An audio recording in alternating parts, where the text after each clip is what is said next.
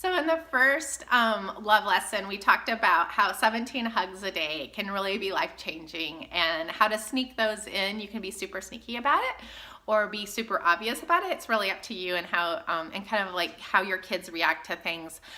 Today I want to talk about words and how like we do, kids and us, even no matter like what stage of the sensory spectrum we're on, we do need touch and hugs and love and and that just that physical affection from each other. And so that's why I think starting with the hugs is so important. Let's talk about what if hugs are not going to work really well for you and your kids. Using those as touch points. So it doesn't have to be a full hug. It could be a handshake, or it could be a pat on the back, or it's some sort of physical touch that happens throughout the day that connects you with your kid. This works on husbands too. Or partners. So anyway, just to just get that what I love about the number 17 is that you literally can't do it like first thing in the morning. It needs to be something that you're thinking about kind of throughout the day, or else you're trying to get 17 hugs in the last 5 minutes before bedtime, which could be fun. But go ahead and feel free to modify it, especially if you have a kid that will just erupt because they're being hugged like that. You have other techniques that you can use. That the touch points are really, really important. Just like that firm on the back, or like a handshake, or a half a hug, or whatever that looks like for you. Feel free to modify it, because this needs to work for you and your family.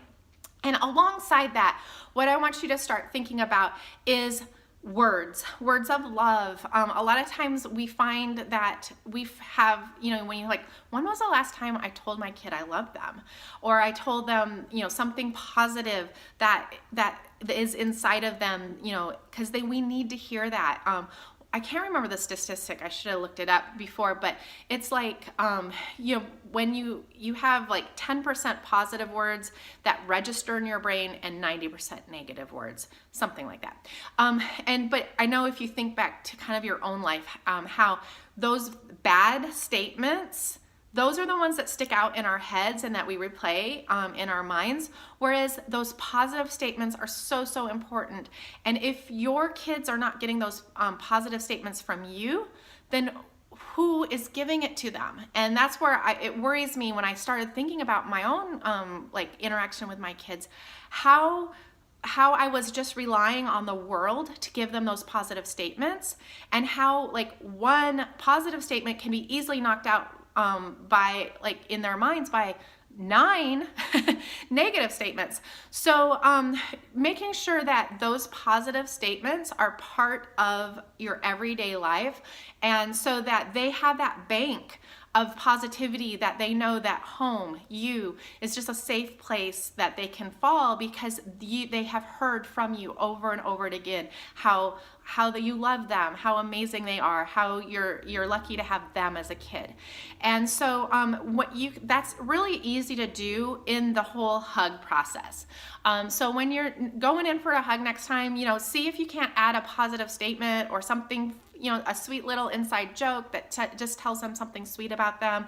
I love the story of the dad that told his $3 secretly, never ever in front of each other, that they were each his favorite.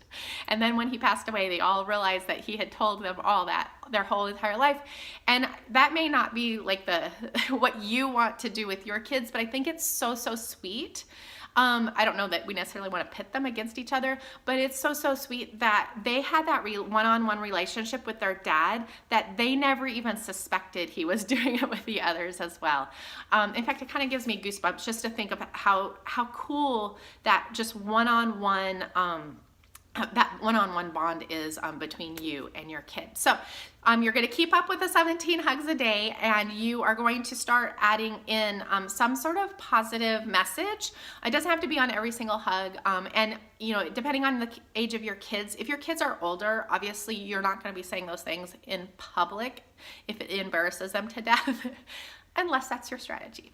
But anyway, just from personal experience, that can backfire. So anyway, so today, hugs and just something sweet and lovely that you may not have said lately to your kids that they need to hear.